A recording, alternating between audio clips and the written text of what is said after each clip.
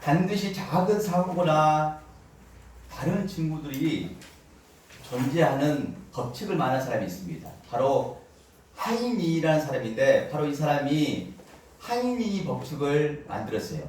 1대 29대 300이라는 법칙을 만들었습니다. 1이라는 그 사건이 일어날 때 29번의 그런 조짐이 보인다는 거죠. 사업장에서 큰 재해로 한 사람이 사상자가 날 때 그 전에 경상자가 29명이 생긴다는 거예요. 그 다음에 역시 그 사고로 다칠 뻔한 사람이 300명이 존재했다는 겁니다. 큰 재해가 일어났을 때, 사고가 일어났을 때 반드시 그 사고에 조짐들이 일어났어요. 근데 그것을 무시하고 살다 보니까 큰 재해를 맞이하는 겁니다. 이것이 거의 우리가 살아가는 인생에도 맞습니다. 우리 신앙생활도 맞아요. 신앙생활하면서 우리가 정말 하나님 앞에 참된 모습으로 나가는 부분도 있지만 그렇지 못한 부분도 있습니다. 근데 하나님은 그것을 다 받아들이고 긍휼의 손길로 이해를 하는 거예요. 받아주시는 거예요.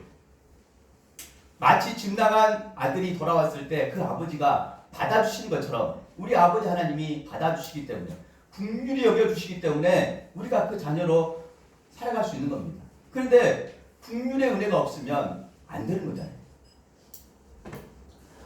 신앙생활도 우리가 잘한 것이 있지만 잘못한 것이 있어요. 근데 그 잘못한 것을 잘못한 것으로 인정해야 되는데 인정하지 않는 시대가 있었습니다.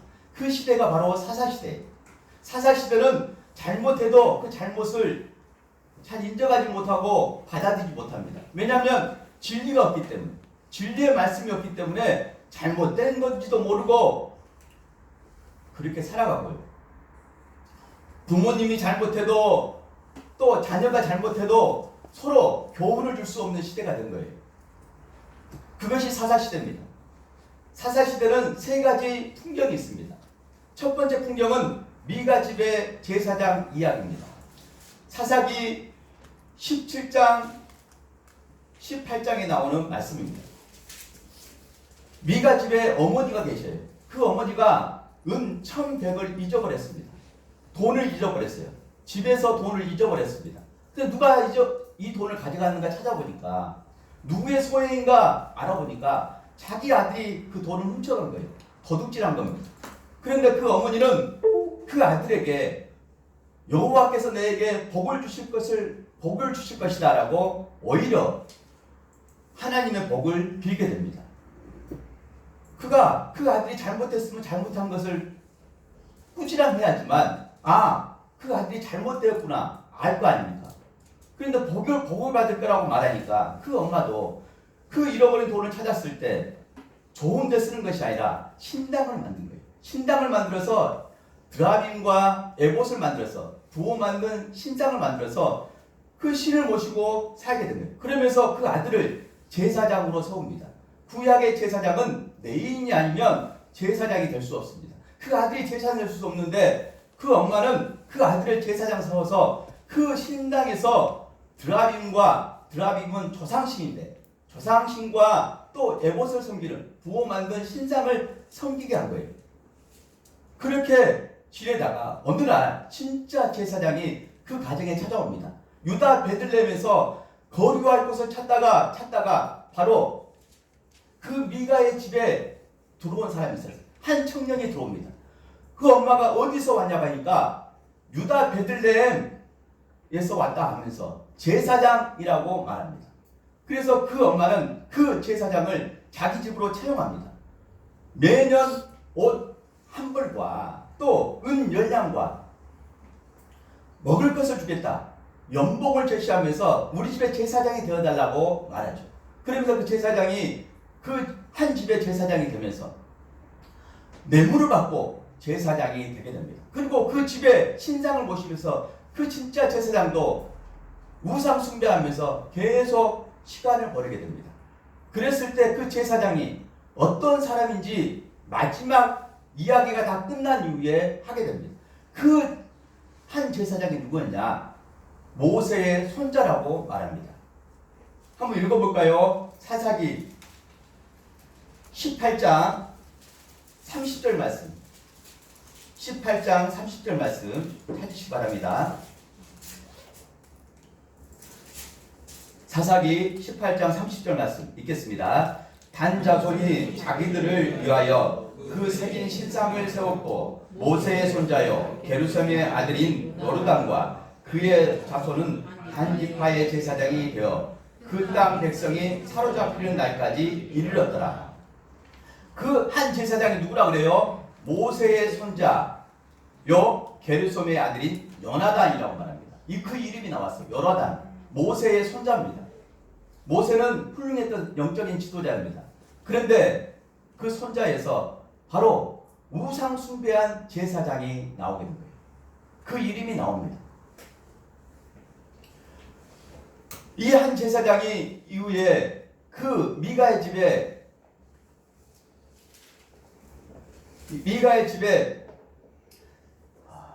단지파 소속 600명이 그 집에 찾아와요. 그리고 600명이 무기를 들고 나이스 땅을 정탐으로 다니다가 바로 그 미가의 집에 들어오게 되는데 5명이 그 미가의 집에 들어와서 그 제사장의 섬기는 드라빔과 에봇과 부어 만든 신상을 보면서 욕심을 갖게 된 거죠.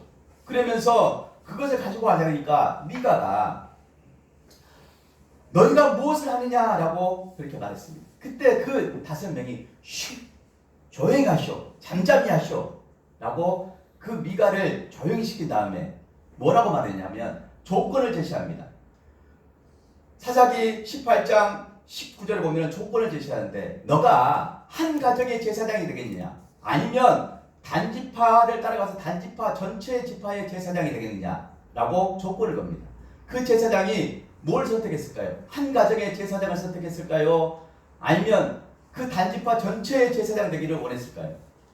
단지파 전체의 제사장 되기를 원했던 겁니다. 그래서 그 단지파를 따라가서 단지파의 제사장이 돼서 후손 계속 그 드라빔과 에봇을 숭배하는 우상 숭배하는 제사장이 된 거예요. 한 가정에서 문제가 바로 전체의 지파의 문제가 된 거예요. 한 나라의 문제는 개별의 어떠한 사람들의 문제가 있는 겁니다. 그것을 우리에게 말씀하는 거예요. 이게 첫 번째 사사시대의 풍경입니다. 어두운 풍경이죠. 그 다음 두 번째 풍경은 오늘 본문 말씀이에요. 오늘 본문 말씀에 이스라엘 왕이 없을 때라고 말씀합니다. 19장 1절 말씀을 읽어볼까요? 19장 1절 말씀.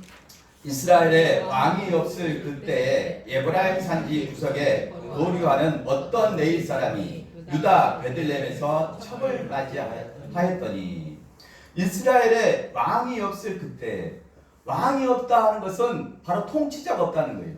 근데 지금은 왕이 다 있잖아요. 또 우리나라도 대통령이 있잖아요. 통치자가 있잖아요.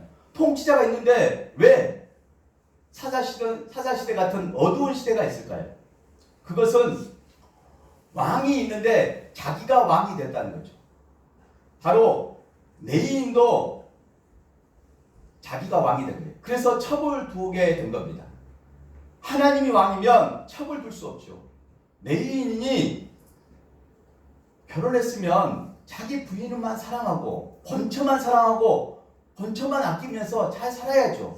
다른 데 눈독 들이지 않고 바람 피지 않고 오직 자기 본처 그분만 사랑하고 그분에게 잘하고 가정을 잘 일으켜야죠. 그런데 견눈질하면서 바람을 피면서 첩을 얻은 거예요. 잘못됐잖아요. 내인이 왕이 되다 보니까 자신이 왕이 되다 보니까 자기 속에는 어른대로 자기 마음대로 한 겁니다. 자기 욕구대로 한 거예요. 이것이 자기 왕이 되었을 때 일어나는 일들입니다. 내인이 첩을 얻으면 안 되잖아요. 근데 첩을 얻어서 첩을 맞이했는데 그 첩도 문제가 있어요.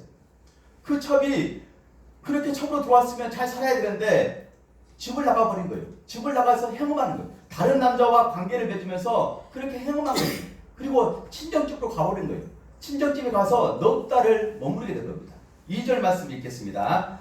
그 첩이 행음하고 남편을 떠나 유다 베들레헴 그의 아버지 집에 돌아가서 넉 달 동안 그렇게 지내게 된 거예요.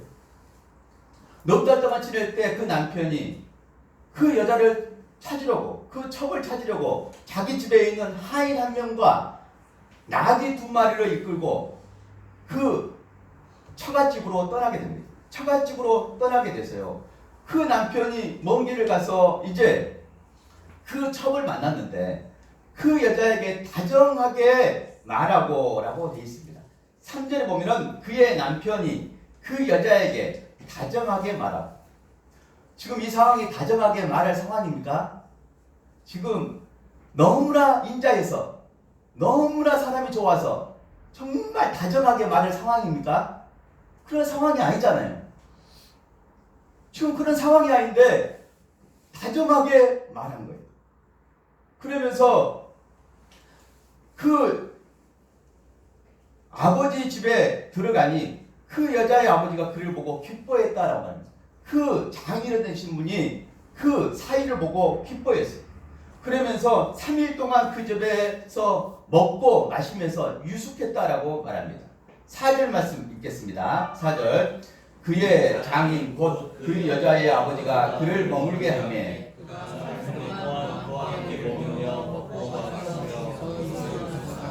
그 처갓집에서 3일 동안 먹고 마시며 거기서 유숙했다라고 말합니다. 먹고 마시고 유숙했어요. 어떻게 봐서는 정상적인 우리가 처갓집에 갔을 때 상황처럼 보입니다. 하지만 지금 정상적인 패턴이 아니에요. 사사시대 풍경은 먹고 마시고 즐기는 분위기입니다. 자기 육체의 쾌락만 추구하면 끝납니다. 영적으로 뭐가 잘못됐는지 뭐가 옳은지 그것도 추구하지 않고 그냥 자기 육신의 쾌락만 즐기면 되는 거예요. 자기 육신이 즐거우면 다 되는 겁니다. 그 시대예요. 지금 장인어른도 사태 파악을 하지 못한 겁니다. 자기 딸이 첩으로 가서 행음하고 집으로 왔으면 무슨 일인가 알아보고 그 사태를 정말 냉정하게 바라봐야 되잖아요. 근데 그런 흐름이 없고 무조건 좋다는 거예요. 먹고 마시고 이 집에 유숙하라 이렇게 말할 겁니다. 그랬을 때 그 내인은 그 다음날 3일이 지난 그 때 일찍 일어나 넷째 날 아침에 일찍 일어나 길을 떠나라고 했습니다. 4절 5절에 보면은 넷째 날 아침에 일찍 일어나 떠나고자 하며 그 내인이 넷째 날 일찍 일어나서 길을 떠나고자 했어요. 그런데 그 장인 되신 분이 떠나지 말라는 거예요. 더 기력을 보충해서 길을 떠나라고 그 길을 막았습니다. 그래서 하룻밤을 더 머무르게 된 거예요. 그러면서 5째 날 아침 일찍 떠나려고 했더니 또 그 장인어른이 기력을 보충한 다음에 먹고 마시고 기력을 보충한 다음에 길을 떠나라고 길을 막습니다. 그러면서 그 내인이 5째 날 넘어서 하룻밤 더 자기가 힘들어진 거예요. 그러면서 밤이 되기 전에 길을 떠나게 된 겁니다. 자기 하인과 또 그 첩을 데리고 어두워지기 전에 길을 떠나서 그 장인집에서 나와서 길을 떠나서 나오게 된 겁니다. 길을 떠나서 나와서 이제 길을 걸어가야 되잖아요. 차 타고 왔는 것도 아니고 그 나귀 2마리 이끌고 사람들과 함께 길을 걸어가야 됩니다. 그런데 가다가 해가 떨어져 버린 거예요. 어두워져 버린 겁니다. 어두워져서 어느 곳에 머물러서 죽으셔야 돼요. 유숙할 곳이 필요합니다. 그런데 가다 보니까 여부수에 도착한 거예요. 여부수는 곧 예루살렘이라고 말합니다. 지금 이 예루살렘은 아직 다윗성에서 포함되지 않았기 때문에 이방인 땅이에요. 그래서 그 내인이 이 여부수는 이방인 땅이기 때문에 조금 더 가서 우리가 유숙할 곳을 찾자라고 가게 되죠. 그래도 좀 더 가서 베냐민 지파에 소속된 기브아에 이르게 된 겁니다. 그 기브아는 같은 지파 12지파에 속하는 한 형제의 지파의 소속입니다. 그 베냐민 지파 소속 기브아의 집에 그 땅에 도착했을 때 한 어르신이 그 내인과 가족을 보고 길에서 잘 수 없다고 말하면서 우리 집에 유숙하라고 말합니다. 그러면서 이제 이후에 사건 사고가 터지게 됩니다. 사건 사고가 터지는데 좀 끔찍한 사고가 터지게 됩니다. 그 사고는 그 집에 이제 어르신 집에 들어가서 머무르게 되는데 어떤 베냐민 지파의 불량배들이 그 집으로 찾아온 거예요. 그러면서 그 어르신에게 금방 들어온 그 사람들과 내가 상관하겠다라고 말합니다. 성경에서 상관하겠다라고 나오는 것은 다 동성애를 말합니다. 소돔과 고모라 땅에서도 바로 상관하겠다라고 나와요. 그것은 동성애를 말합니다. 바로 그 불량배들이 찾아와서 그렇게 말합니다. 22절 말씀을 읽어볼까요? 19장 22절 읽겠습니다. 그들이 마음을 즐겁게 할 때에 그 성읍의 불량배들이 그 집을 에워싸고 문을 두드리며 집 주인 노인에게 말하여 이르되 내 집에 들어온 사람을 끌어내라. 우리가 그와 관계하리라 하니. 우리가 그와 관계한다고 말합니다. 옛날 성경은 상관으로 되어 있죠. 이것은 남자와 남자 관계하겠다라고 말합니다. 동성애를 말합니다. 그랬을 때 그 어르신이 그렇게 하면 안 된다. 그렇게 하면 이것은 망령된 일이다. 그렇게 하면 안 된다라고 그 불량들에게 그렇게 말합니다. 그러면서 나에게 딸과 이 내인의 첩이 있으니까 너희들이 관계해라라고 그렇게 말하죠. 그러면서 그 불량배들이 그 자기 딸과 그 내인의 첩을 데리고 밤새도록 능욕했다라고 말합니다. 능욕했어요. 겁탈한 겁니다. 밤새도록 겁탈하고 새벽 미명에 놓아줬다라고 25절을 말합니다. 그랬을 때 그 내인이 얼마나 마음이 아팠을까요? 잡잡하기도 합니다. 그랬을 때 그 내인이 그거 자기가 받아들였으면 사건은 여기서 멈춥니다. 그런데 그 내인이 그 능욕당한 그 자기 첩을 봤을 때 죽었는지 살았는지 거의 실신한 상태였던 것 같아요. 그래서 그 내인이 데리고 가서 그 첩을 12조각으로 시체를 조각냅니다. 끔찍하잖아요. 그러면서 그 12조각을 12지파에게 보냅니다. 12지파에 보내서 내가 이런 어려움을 당했다고 다 지파에게 소문을 낸 겁니다. 그 눈으로 보여주는 끔찍한 일을 보여준 거예요. 그러면서 이 사건이 지파와 지파에 제기됩니다. 베냐민 지파의 싸움과 11지파의 전쟁으로 이어지는. 그러면서 수많은 사람들이 죽습니다. 수많은 사람들이 죽어서 결국 베냐민 지파가 거진다 멸해서 600명 남기고 다 멸절됩니다. 한 지파가 소멸되게 됐어요. 한 지파가 사라지게 됐습니다. 그 잘못을 바로 내인이 끌어안았으면 계속 그 잘못이 이어지면서 심화됐죠. 징후가 보였죠. 그런데 그것을 깨닫지 못하고 계속 그렇게 나간 바람에 큰 전쟁이 돼서 많은 사람이 죽게 된 거예요. 영적인 흐름도 똑같습니다. 다 징후가 나타나요. 그런데 그 잘못을 본인이 아는 경우가 참 많습니다. 그리고 몰랐다 할지라도 그 무지는 죄가 됩니다. 알려고 하지 않는 그거, 무지가 사람을 죽여요. 무지하기 때문에 사람에게 함부로 합니다. 배우려고 하는 자세가 없으면 그 무지가 죄가 되는 거예요. 그런데 대부분 사람들은 자기가 잘못한 것을 알고 있습니다. 또 잘못을 모른다 할지라도 하나님 말씀을 들으면, 하나님 말씀을 읽으면 아, 내가 잘못했구나. 내 삶이 거울에 비치기 때문에 알게 되는 거예요. 그러면 그렇게 알게 되었을 때 어떻게 해야 될까요?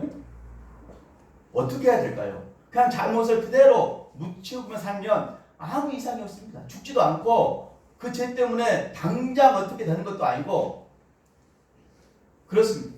그런데 영적인 사람 가운데 민감한 사람이 있어요. 내가 뭔가 잘못해서 꺼림칙 갔는데 갑자기 뭐 물건이 떨어져서 깜짝 놀라는 경우가 있어요. 아, 좀 이상한 친구를 금방 캐치합니다. 또 내가 잘못한 것이 있었는데 뭔가 모르게 넘어져서 다쳤어요. 그래서 아, 내가 뭐가 잘못해서 이런 일이 있는가 보다. 그렇게 빨리 깨달은 사람이 있어요. 근데 잘못되게 깨달은 사람도 많죠. 근데 좋은 쪽으로 깨달으면 그 잘못을 두고 기도할 수 있는 거죠. 회개 기도할 수 있는 겁니다. 다윗은 바로 그런 삶을 살았어요. 다윗은 왕입니다. 왕인데 하나님을 예배한 자예요. 자기가 왕인데 온 나라를 통치하고 백성을 통치하는데 자기 위에 더 높은 사람이 있다고 인정했어요. 그 사람이 다윗입니다. 그래서 다윗의 시를 보면은 시편 145편에 보면은 이렇게 말합니다. 다윗이 쓴 시에 보면은 145편 1절 말씀에 왕이신 나의 하나님이여 내가 주를 높이고 영원히 주의 이름을 송축하리이다 라고 말합니다. 자기가 왕인데 왕이신 나의 하나님이라고 고백합니다. 자기가 왕인데 자기가 왕이 되지 않아요. 나의 왕이 되신 하나님이여 라고 고백하면서 내가 주를 높이고 영원히 주의 이름을 송축하리이다 라고 고백하는 겁니다. 그리고 다윗은 성도였어요. 다윗은 왕이지만 성도라고 고백합니다. 시편 145편 10절 말씀 제가 읽어드릴게요. 여호와여 주께서 지으신 모든 것들이 주께 감사하며 주의 성도들이 주를 송축하리이다. 여호와여 주께서 지으신 모든 것들이 주께 감사하며 주의 성도들이라고 말합니다. 다윗도 포함됐어요. 주의 성도들이라는 그 말에 다윗도 포함돼서 성도입니다. 목사님도 성도예요. 여러분도 성도입니다. 직분은 하나님이 은혜를 주셔서 그 일꾼이 되라고 주신 직분이지 우리가 그 직분을 다 내려놨을 때는 모두가 성도님입니다. 성도님은 하나님을 경배하고 예배하는 자라는 뜻이에요. 자기 무릎을 꿇고 겸손하게 하나님을 높이는 자라는 뜻입니다. 다윗은 그런 삶이 있었어요. 다윗은 우리보다 더 끔찍한 죄를 범했습니다. 다윗은 왕이면서 전쟁을 잘했어요. 출전하면 하나님이 늘 이기게 해주셔서 승리합니다. 그런데 어느 날 전쟁에 출전해야 되는데 출전하기가 싫은 거예요. 전쟁에 나가기가 싫은 거예요. 그래서 그 마음 가지고 옥상을 거들다가 그 왕의 왕궁 위에 옥상을 거들다가 한 여인을 보게 된 거죠. 어떤 여인이 그 옥상에서 목욕을 하고 있는 거예요. 그래서 신하들에게 저 여인이 어떤 여인인지를 알아보게 하고 데려가라고 말합니다. 보니까 자기 부하 중에 충신 중에 충신이었던 우리아 장군의 아내였어요. 밧세바였습니다. 그 밧세바를 데리고 와서 취합니다. 그 여인과 하룻밤을 즐겨요. 그리고 그 우리아에게 누명을 세우기 위해서 그 여인이 임신했는데 그 누명을 세우기 위해서 우리아를 부립니다. 그리고 그 우리아가 집에 가서 주무셔라고 집에 보내는데 그 우리아 장군이 가지 않습니다. 충신이기 때문에 내가 전쟁을 해야 되는데 왕을 두고 어떻게 집에 가서 주무실 수 있느냐라고 말합니다. 그리고 이거 안 되니까 다윗 왕이 술을 먹여버려요. 술을 먹여서 그 우리아 장군에게 술을 먹으면 이 사람이 집에 보내면 집에 가서 잘 거라고 생각하고 술을 먹였는데 그때도 술에 취한 이 우리아 장군이 집에 가서 자지 않는다고 말합니다. 나는 전쟁을 해야 되고 왕을 지켜야 되기 때문에 가지 않는다고 말합니다. 해도 안 되니까 다윗이 요압 장군을 불러서 편지를 쓴 거예요. 편지를 써서 이 우리아를 제 선봉에 내보내게 해서 죽게 해라.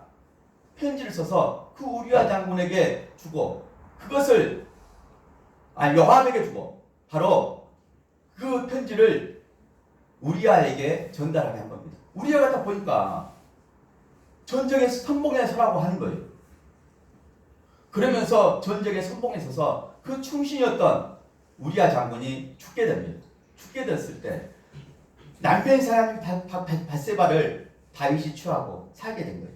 그랬을 때 나단 선지자가 그 죄를 책망합니다. 그것이 사무엘하 11장에 나와요. 우리가 한번 펴보도록 하겠습니다. 사무엘하 11장 다 펴보시기 바랍니다.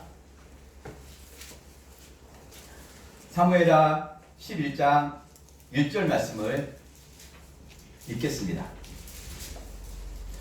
11장 1절 읽겠습니다. 그 해가 돌아와 왕들이 출전할 때가 되매 다윗이 요압과 그에게 있는 그의 부하들과 온 이스라엘 군대를 보내니 그들이 암몬 자손을 멸하고 랍바에 에워싸고 다윗은 예루살렘에 그대로 있더라. 왕들이 출전할 때 다윗이 출전하지 않고 이런 범죄를 저지르고요. 12장에서 나단 선지자가 다윗을 책망하는 내용이 나옵니다. 그 내용은 이랬어요. 한번 들어보시기 바랍니다. 그 내용이 이래요. 어떤 마을에 부잣집에 있는 사람과 가난한 사람이 있었어요. 부잣집에는 많은 양들이 있었어요. 많은 소가 있었고 그 가난한 사람 집에는 암양 새끼 한 마리 있었어요. 그런데 부잣집에 어느 날 손님이 찾아온 거예요. 그런데 그 부잣집의 사람이 자기 집에 그 양을 잡지 않고 그 가난한 사람의 암양 새끼를 빼앗아다가 그 손님을 대접합니다. 그러면서 이 말을 들었던 다윗이 그 사람은 반드시 죽어야 할 사람이다. 그리고 그 죄는 4배로 갚아야 된다 라고 말했습니다. 그랬을 때 다윗이 이 말을 했을 때 나단 선지자가 그 사람이 바로 다윗 왕입니다 라고 직선적으로 말합니다. 한번 읽어보겠습니다. 12장 7절 말씀 읽겠습니다. 12장 7절 나단이 다윗에게 이르되 당신이 그 사람이라 이스라엘의 하나님 여호와께서 이와 같이 이르시기를 내가 너를 이스라엘 왕으로 기름 붓기 위하여 너를 사울의 손에서 구원하고 나단 선지자가 다윗에게 당신이 그 사람이라고 말합니다. 부잣집 가난한 사람 암양 새끼 한 마리를 뺏어다가 손님을 대접한 그 부자의 그 사람이라고 직선적으로 말하게 된 거죠. 다윗은 왕입니다. 나단 선지자가 이렇게 말했을 때 그 선지자는 죽을 수도 있습니다. 하지만 다윗은 이 말을 들었을 때 내가 죄인이다. 내가 그 잘못을 범하였구나 깨닫게 된 거예요. 그러면서 9절 말씀 읽겠습니다. 9절 그러한데 어찌하여 내가 여호와의 말씀을 업신여기고 나 보기에 악을 행하였느냐 내가 칼로 햇사람 우리아를 치되 암몬 자손의 칼로 죽이고 그의 아내를 빼앗아 내 아내로 삼았도다. 그러한데 어찌하여 내가 여호와의 말씀을 업신여기고 여호와의 말씀을 업신여겼다고 합니다. 누가요? 다윗이 여호와의 말씀을 업신여겨서 죄를 범한 거예요. 여호와의 말씀을 좀 눈여겨서 가슴에 새기고 잘 들어야 됩니다. 건성으로 듣고 듣지 않은 거죠.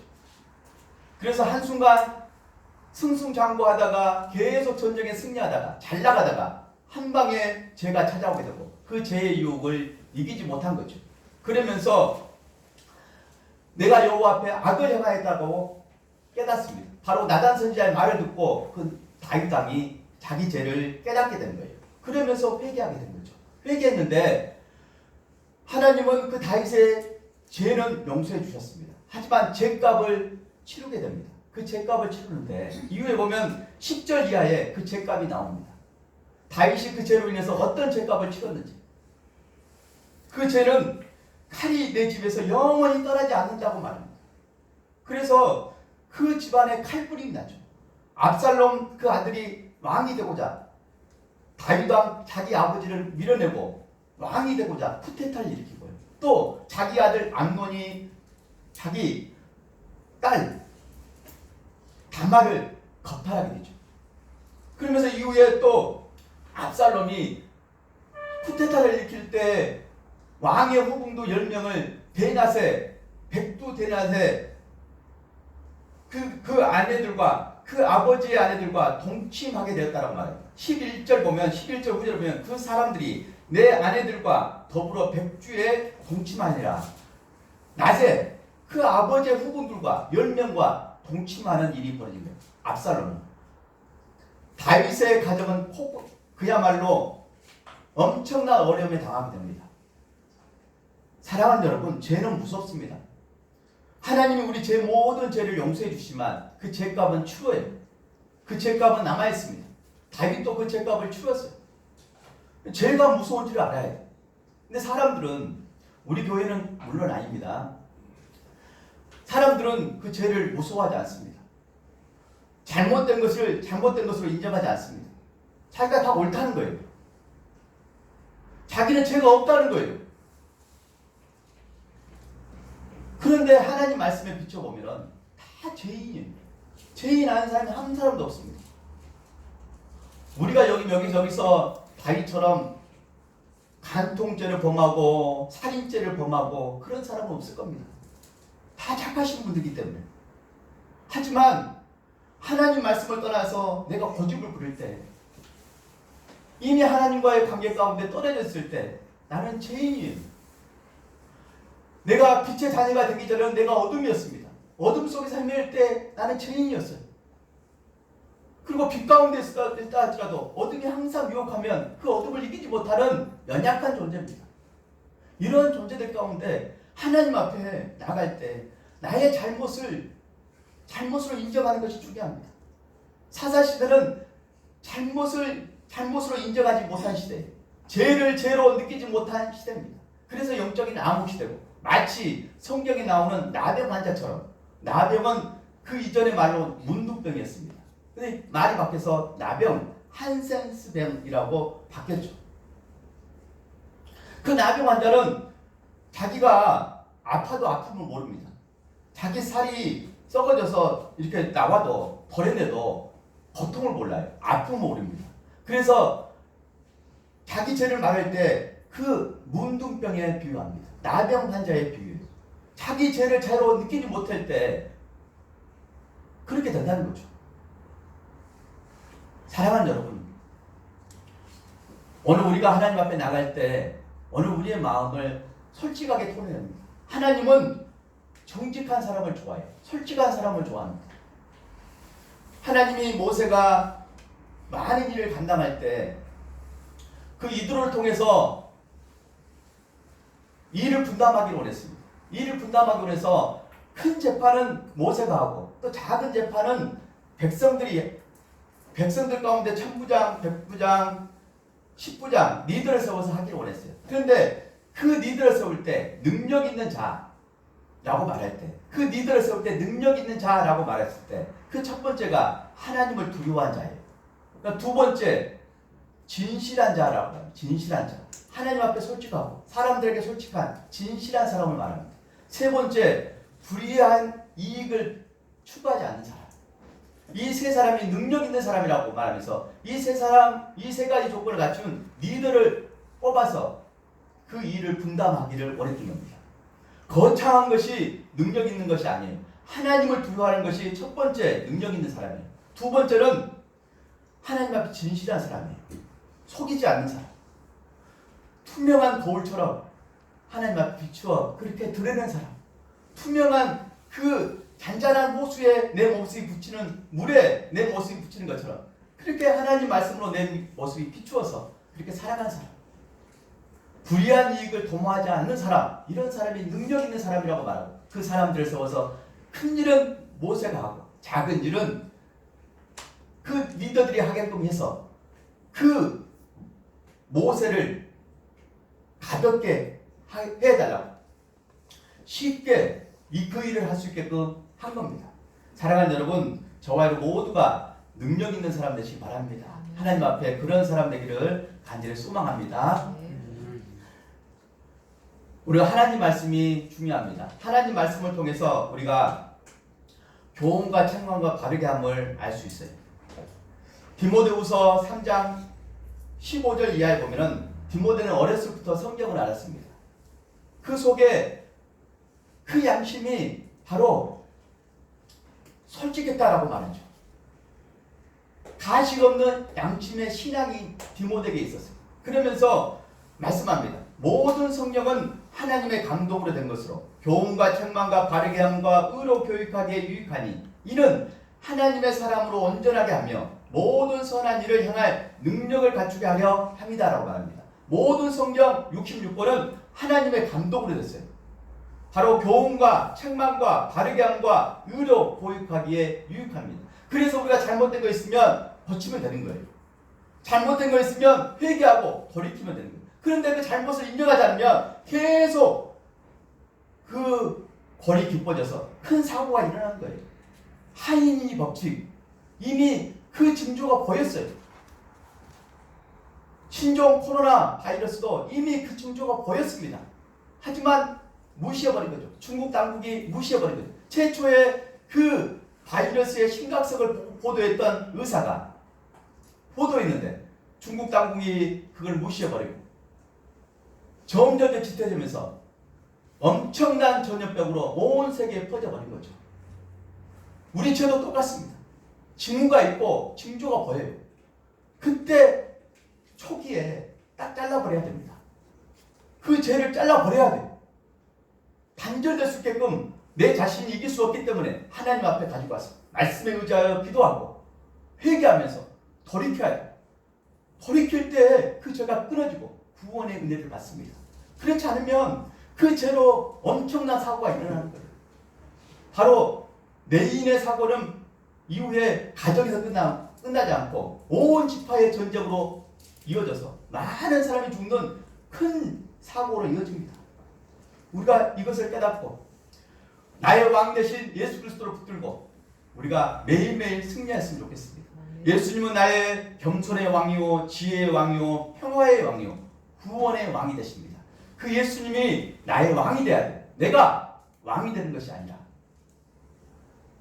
다윗보다 더 높은 하나님이 왕이 된 것처럼 하나님이 나의 왕이 되어서 그분을 잘 섬기고 그분을 잘 예배하고 그분을 잘 따를 때 구원의 은혜 가운데 이 땅에서 하나님의 국민의 손길 가운데 하나님의 은혜를 입게 될 줄 믿습니다. 아멘. 또 영원한 나라, 하나님이 준비한 영원한 나라, 그 천국에서 이 땅에 수고도 많고 아픔도 많았지만 그 나라에 입성해서 주님과 함께 영원히 왕노릇하게 되는 하나님의 존귀한 자녀들이 되게 될 줄 믿습니다. 아멘. 이 은혜와 복이 모두에 있기를 간절히 축원합니다. 기도하시겠습니다.